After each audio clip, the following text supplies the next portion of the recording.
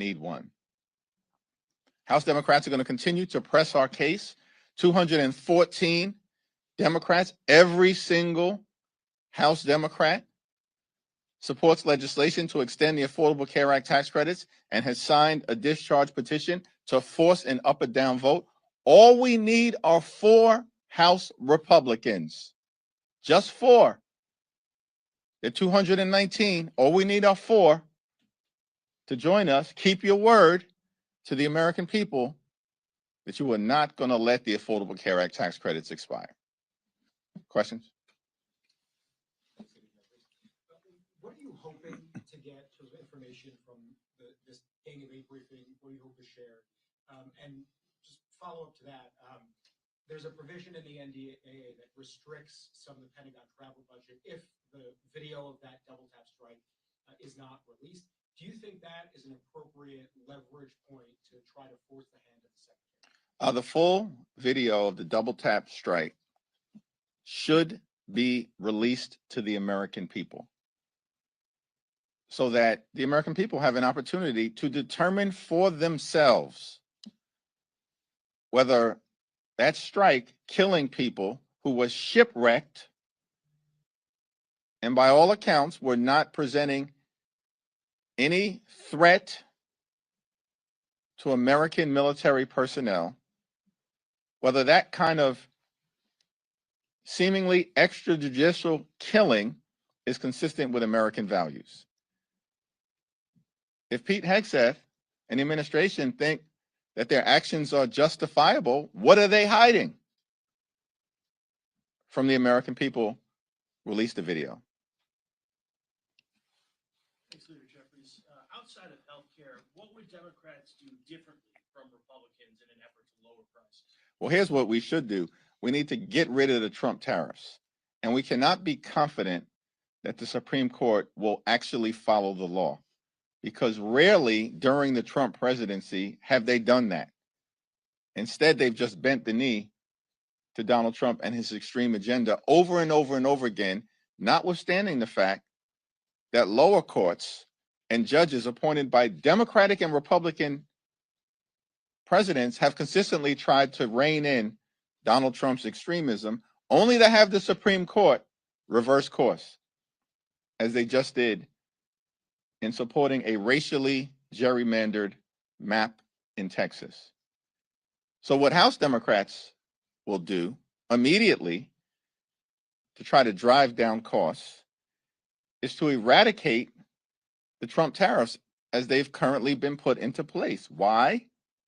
Because everybody knows the Trump tariffs have increased costs on everyday Americans by thousands of dollars a year on grocery items and on goods that are needed to live a comfortable, quality life in America. So we can start there as it relates to dealing with the high cost of living in the United States of America. The other thing that House Democrats are committed to do is driving down housing costs. There's not a single thing that House Republicans or Senate Republicans or Donald Trump and his administration have done to address the housing crisis in the United States of America. We're almost at the end of the year. And the most significant expense that the American people have to deal with on a month-to-month basis is their housing costs, either their mortgage, home insurance, or their rent. And Donald Trump can't see fit to do a thing about it. House Republicans have done nothing to lower housing costs when the overwhelming majority of the American people know that housing costs are out of control in this country. And Donald Trump, the so-called builder, the so-called developer, nothing from him to actually make housing more affordable in the United States of America. So there are a lot of things that can be done better, but Republicans don't have the will to do it. That's the problem. They just don't have the will to do it because they'd rather reward their billionaire donors with massive tax breaks, just like what they did in the One Big Ugly Bill. Michael? I want to ask about the AI commission that you announced this morning.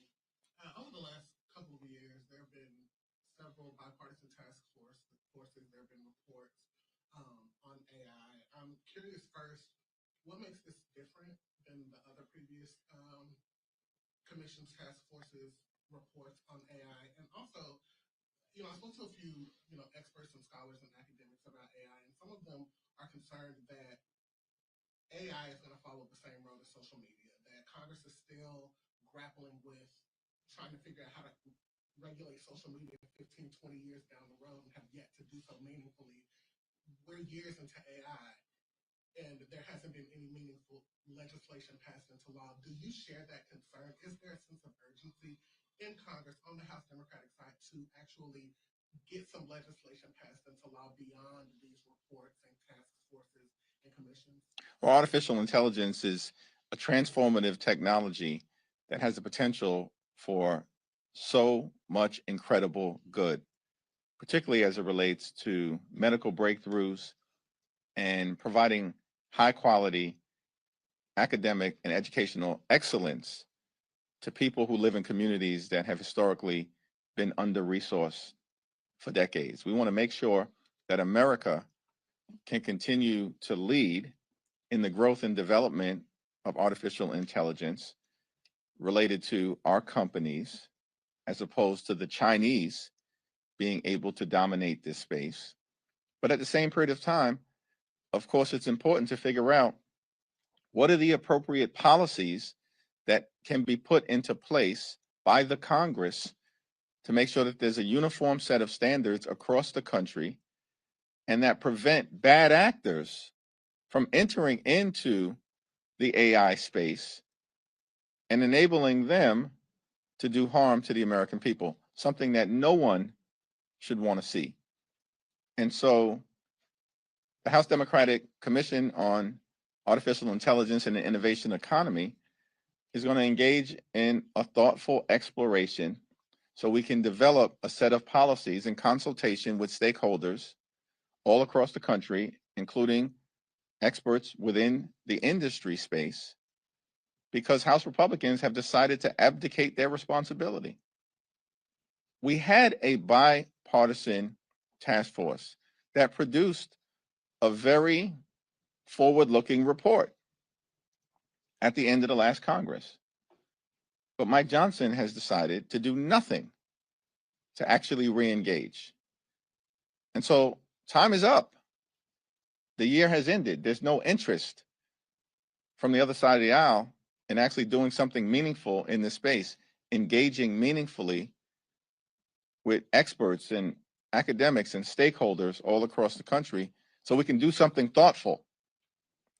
And that's why we've decided to launch this commission, led, of course, by Ted Lieu, Josh Gottheimer, Valerie Foushee, and of course, as ex officio members, Zoe Lofgren and Frank Pallone.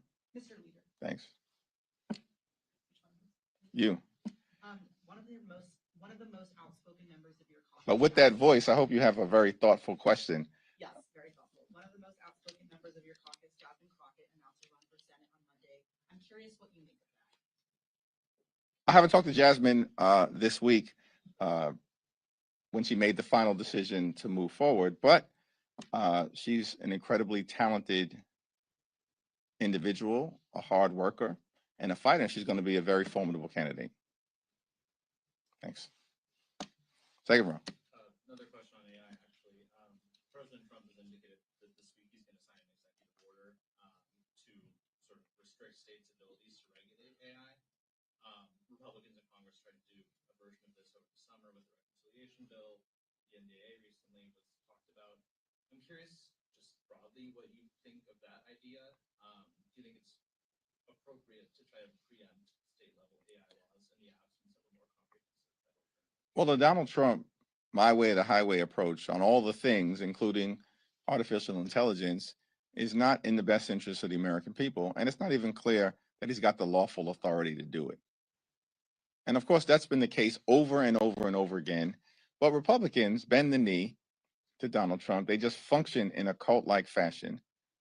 And so as a result, what we've seen is Congress, in so many different areas, has advocated its responsibility to actually serve as a separate and co-equal branch of government.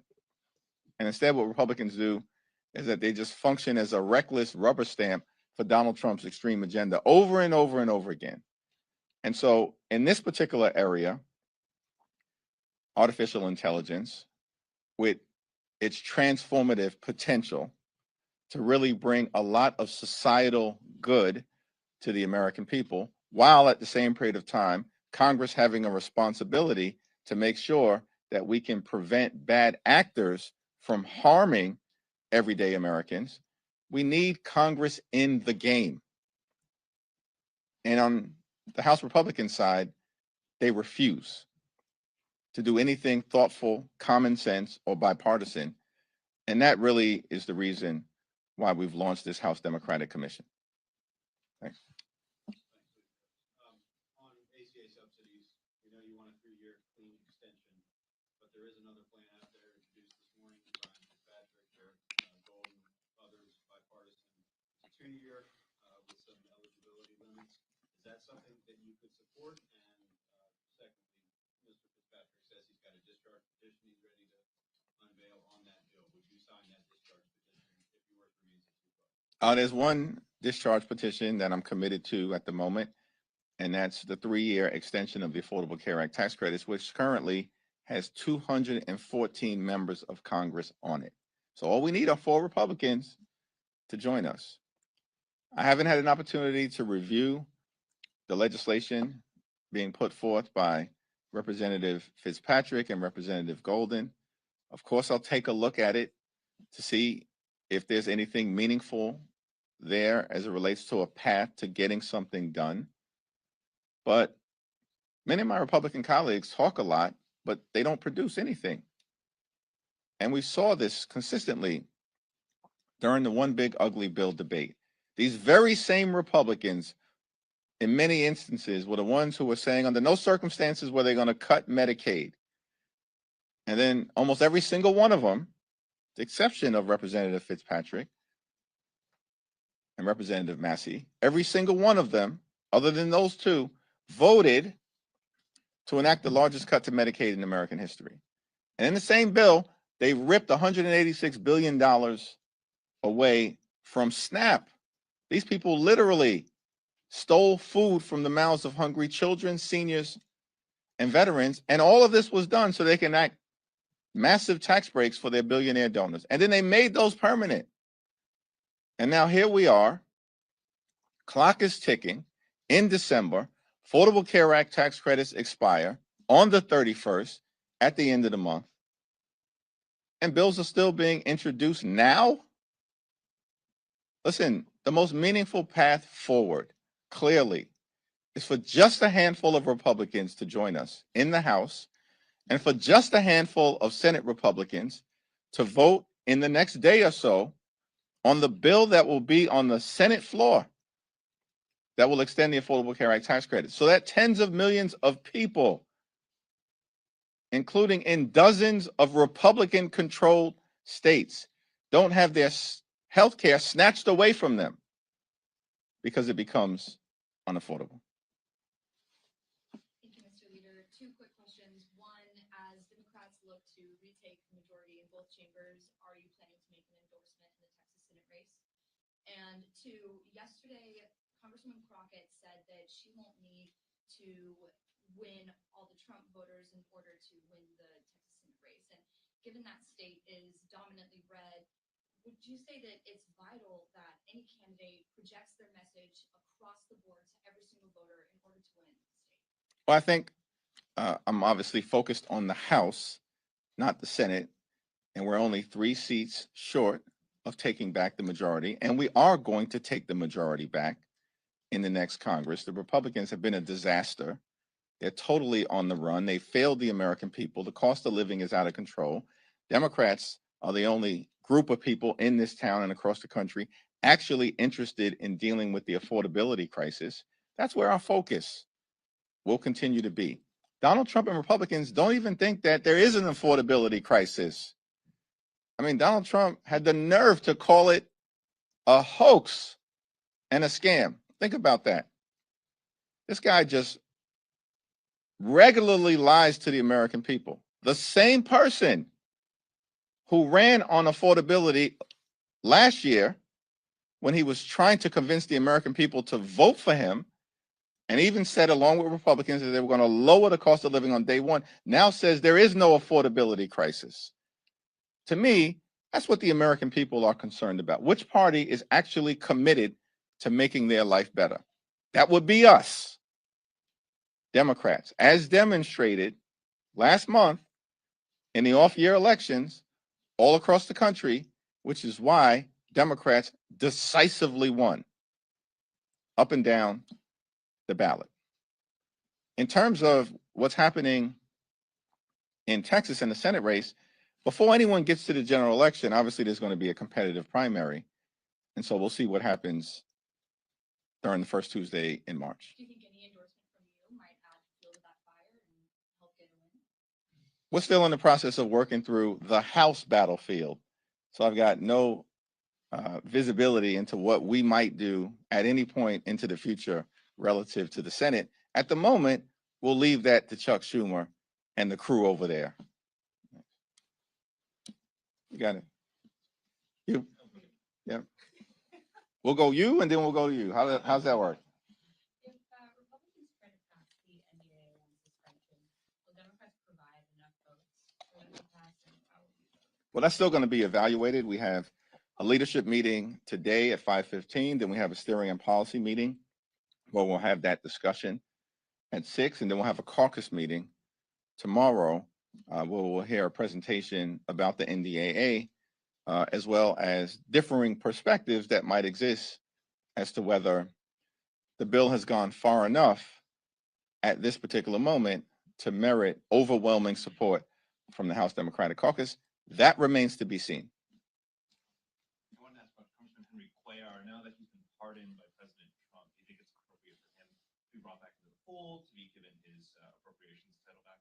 It's my expectation, consistent with the rule that exists relative to this very issue, and as has been the case in past practice, that he would be restored to the ranking member subcommittee position that he's previously held.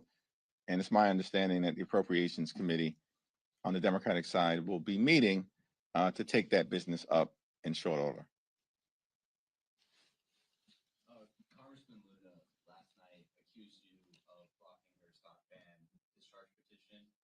She said that you're stonewalling. Any comment or reaction to that? Here's the interesting thing.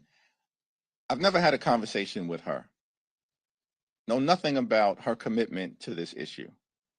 And if she wants to lay out a path forward on this stock ban issue, where she parachuted in to the middle of it, she has not been part of the bipartisan conversations that have been ongoing, led on our side by Seth Magaziner, Representative Ocasio-Cortez, and Representative Pramila Jayapal, along with Joe Morelli, has not been part of those conversations. They've been led by Chip Roy. She parachutes into this situation. Nobody fully understands her intention.